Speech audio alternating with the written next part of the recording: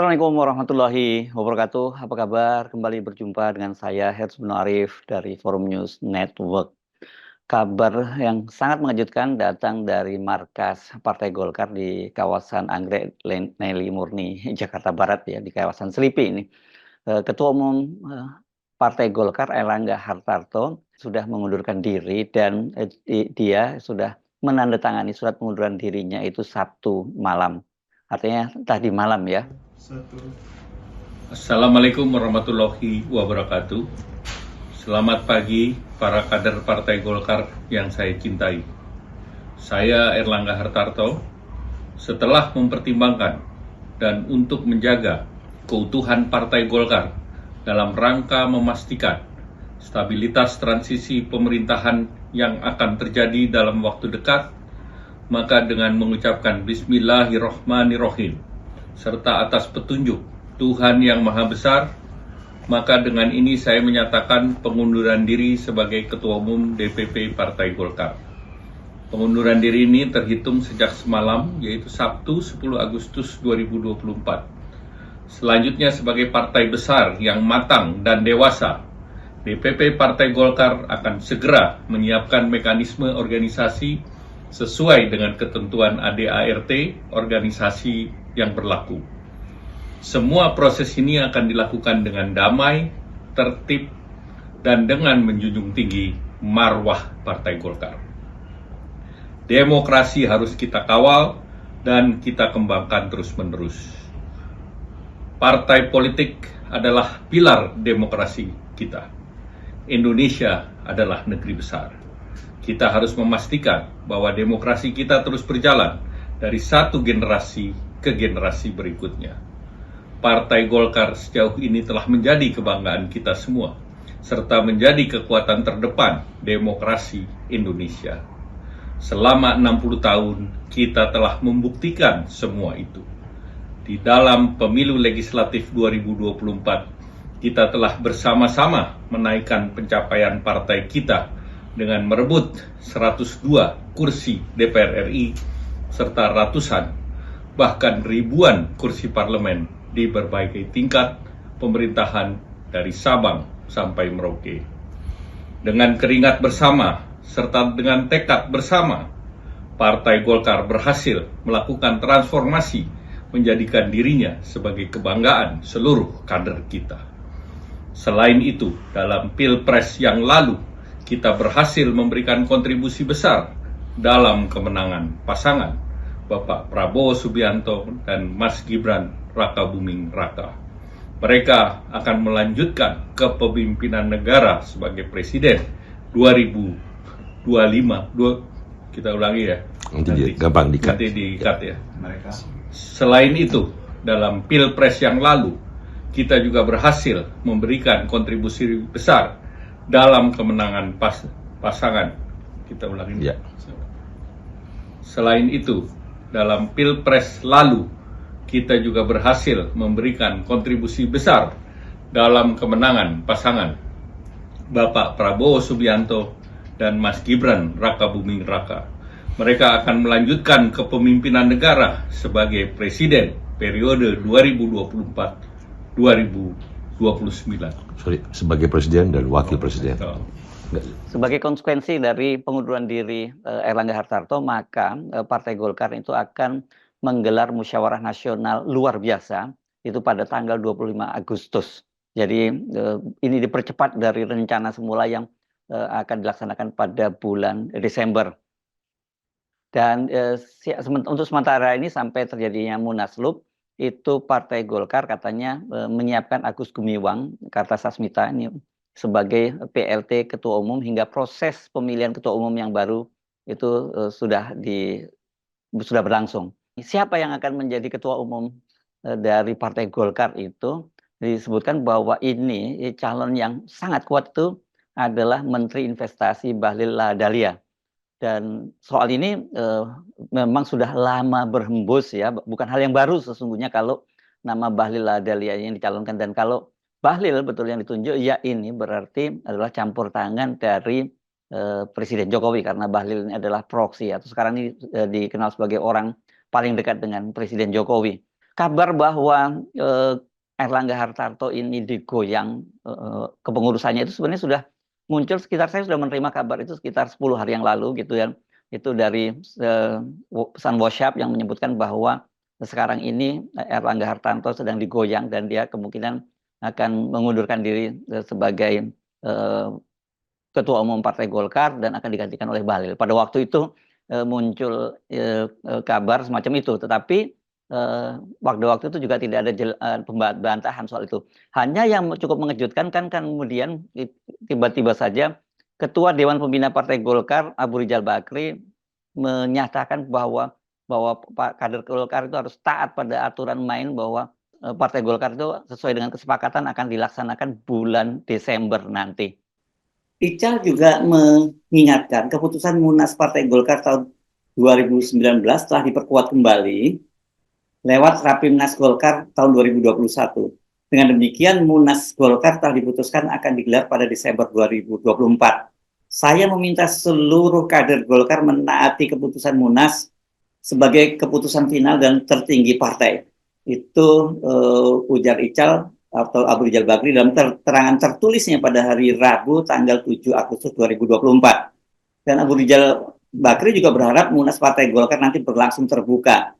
Dia mempersilahkan seluruh kader Partai Golkar yang berminat atau digadang-gadang menjadi ketua umum agar mempersiapkan diri merebut simpati suara daerah. Dan kata Abu Rizal Bakri, dia juga mengapresiasi seluruh pengurus DPD Golkar tingkat 1 dan tingkat 2 seluruh Indonesia yang dianggap tetap solid dan konsisten mendukung kepemimpinan Ketua Umum Partai Golkar Erlangga Hartarto. Di samping itu, kata dia, juga menjunjung tinggi hasil keputusan Munas 2019 dan Rapimnas 2021. Hal yang sama juga disampaikan oleh Ketua Dewan Penasihat Partai Golkar Luhut Panjaitan. Luhut Panjaitan ini bahkan dia membuat sebuah video yang kemudian diunggah di akun media sosial Partai Golkar dan dia minta agar kader Partai Golkar taat pada keputusan untuk tetap melaksanakan Munas pada bulan Desember, dan dia minta agar jangan mau diatur-atur orang dari luar. Teman-teman Golkar seluruh Indonesia, saya Luhut Binsar Panjaitan. Saya agak kaget juga mendengar gonjak-ganjing mengenai partai kita ini, Partai Golkar sebagai aset demokrasi Republik Indonesia ini, yang mau didorong agar ada Munas luar biasa sebelum Munas Desember tahun 2024 ini. Saya ingin menyampaikan pada semua teman-teman yang menonton video ini, jangan pernah Golkar itu diatur-atur oleh orang luar. Biarlah Golkar itu menentukan jalannya sendiri. Golkar itu akan ada Munas sesuai aturan Munas yang lalu di bulan Desember tahun ini. Ya kita tunggu saja Desember tahun ini. Yang kedua, saya menyampaikan apa yang salah dengan Ketua Umum Golkar, Saudara Erlangga. Saya di kabinet sama-sama dengan dia dan dia melaksanakan tugas yang baik, dan menurut saya Golkar dalam pemimpinan dia itu juga mencapai prestasi yang cukup baik. Ya kita semua harus kompak di Golkar ini, jangan pernah kita mau diintimidasi atau dipengaruhi oleh siapapun dari luar untuk tujuan-tujuan pribadi atau tujuan-tujuan lain yang membuat Golkar itu jadi tidak solid. Saya himbau semua teman, ayo rapatkan barisan kita, mari kita semua mendukung anggaran dasar rumah tangga dan hasil keputusan Munas yang lalu. Apapun, Golkar itu tetap harus solid. Saya percaya kita semua akan solid. Saya Luhut Binsar Panjaitan sekali lagi menghimbau kita semua harus solid. Sekian, terima kasih. Kami barusan selesai rapat. Tadi rapat mengenai food estate. Jadi ya Pak Erlangga makan di kantor saya. Terima kasih. Ini sesungguhnya bukan yang pertama kalinya Erlangga Hartarto itu digoyang dan akan dijatuhkan. Beberapa waktu yang lalu, itu tepatnya pada bulan Ramadan tahun lalu kan, tiba-tiba saja ini DPP Golkar itu mengumpulkan seluruh DPD tingkat 1 seluruh Indonesia, dan pada waktu itu kemudian muncul semacam bulatan tekad mereka akan memilih kembali Erlangga Hartarto sebagai Ketua Umum Partai Golkar. Dan tidak lama kemudian ormas-ormas di bawah Golkar itu juga menyatakan kebulatan tekad untuk mendukung kembali Erlangga Hartarto. Yang juga menarik, pada waktu itu Luhut juga menyampaikan hal yang sama, meminta agar kader Golkar itu solid dan jangan mau diatur-atur oleh orang luar. Ini siapa yang dimaksud oleh Luhut orang luar itu ya, ini langsung tertuju kepada Presiden Jokowi karena memang ada kabar Presiden Jokowi ingin mengambil alih Golkar dan dia mengambil alihnya melalui proksinya yakni Bahlil Lahadalia. Tapi pertanyaannya ketika waktu itu yang menyampaikan adalah Pak Luhut, orang tentu tidak mungkin lah Pak Luhut kemudian menuding Pak Jokowi seperti itu karena bagaimanapun kan posisi Luhut ini adalah orang kepercayaannya Pak Jokowi. Hanya saja memang dalam kasus terakhir berkaitan dengan pembagian izin usaha pertambangan untuk ormas keagamaan itu Luhut itu berbeda pendapat dengan Jokowi dan Bahlil. Dan mereka dikabarkan bersih tegang di dalam rapat kabinet, tapi ternyata akhirnya yang didengar rupanya oleh Pak Jokowi bukan Luhut tapi Bahlil. Itu ya. Nah, sekarang ini ketika Pak Luhut ngomong seperti itu lagi, jangan mau diatur-atur orang luar, ya siapa lagi yang dimaksud gitu. Tetapi kita tentu saja ingat kemarin beberapa hari yang lalu ketika di peresmian industri di kawasan Batang, Jawa Tengah kan Pak Luhut itu menyampaikan ucapan selamat jalan yang cukup indah buat Pak Jokowi dan dia menyatakan bahwa Pak Jokowi itu akan dikenang gitu karena berhasil melakukan program hilirisasi di Indonesia. Nah, tetapi dalam kaitan ini dan kaitannya dengan perebutan Partai Golkar itu, kalau kemudian benar, kemudian yang mengambil alih Golkar itu adalah Bahlil, ya skenario-nya mungkin Bahlil ini hanya jadi ketua umum sementara gitu, dan selanjutnya ketua umumnya Partai Golkar. Itu kalau itu terjadi benar-benar ini luar biasa sekali ya, Pak Jokowi tetap ingin berkuasa di Indonesia. Karena memang Pak Jokowi itu sekarang ini kelihatannya dia sedang menghadapi satu dilema menjelang akhir masa jabatannya. Tadinya kan tentu saja dia mempersiapkan PSI sebagai partai yang nanti akan jadi kendaraan politiknya untuk terus cawe-cawe dalam pemerintahan. Dan karena itulah kemudian PSI itu jabatan ketua umumnya diberikan kepada putra bontotnya Kaisang Pangarep, walaupun dia baru 2 hari menjadi kader dari PSI. Tetapi ternyata PSI, apalagi dalam pemilu legislatif yang lalu itu tidak berhasil memperoleh suara yang signifikan sehingga tidak berhasil masuk ke DPR karena tidak memenuhi parliamentary threshold. Walaupun sebenarnya upaya campur tangan ini cawe-cawe Jokowi juga sudah luar biasa, tapi rupanya tidak cukup untuk mendorong perolehan suara Partai Solidaritas Indonesia ini. Karena kita masih ingat ya pernyataan dari mantan Gubernur Lemhanas Andi Wijayanto, katanya ketika dia bertemu dengan Pak Jokowi kan pada waktu itu Pak Jokowi menyatakan 3 hal. Pertama dia memastikan Prabowo Gibran itu akan menang dan terpilih menjadi presiden dan wakil presiden, itu terbukti. Yang kedua kemudian suara PDIP itu akan turun dan betul kursinya di DPR itu turun sampai 18 kursi, ini luar biasa besar.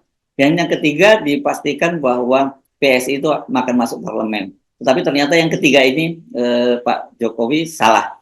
Tetapi satu hal pada waktu itu Pak Jokowi seperti dikutip oleh Andi Wijayanto menyatakan bahwa mereka maksudnya tentu saja PDIP itu tidak bisa mengalahkan Pak Jokowi. Ini apakah ini bagian dari skenario itu, dan kalau kemudian karena PSI ini gagal masuk ke parlemen, jadi Pak Jokowi tentu pengen punya kendaraan yang cukup kuat, yang punya pengaruh besar di parlemen maupun di peta politik Indonesia. Dengan begitu dia bisa tetap bermain sejajar atau bahkan lebih menghadapi Pak SBY yang punya Partai Demokrat dan Ibu Megawati khususnya yang punya PDIP. Jadi saya kira ini perkembangan yang sangat menarik dan sekaligus mengejutkan.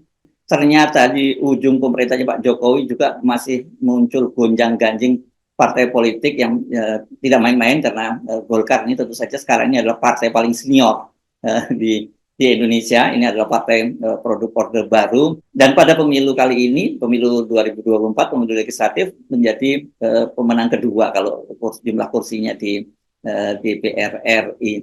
Nah, kalau kemudian Golkar yang berhasil diambil alih, ya Pak Jokowi itu akan tetap punya pengaruh yang sangat kuat di pemerintahnya Prabowo Gibran. Ini nggak tahu jadinya ini periode keberapa kalau itu, apakah kita bisa sebut ini sebagai periode ketiga dari pemerintahnya Jokowi? Sebaiknya kita tunggu saja. Tetapi kalau kita simak dari informasi yang berseliweran, itu hampir dipastikan bahwa Airlangga Hartarto itu memang mengundurkan diri itu ya. Tetapi apakah kemudian kader-kader Golkar yang lain juga akan membiarkan begitu saja partainya diambil alih oleh orang luar, begitu Pak Luhut menyebutnya, ini yang akan sangat menarik untuk kita cermati selanjutnya. Saya Arif dari Forum News Network, sampai jumpa lagi. Wassalamualaikum warahmatullahi wabarakatuh.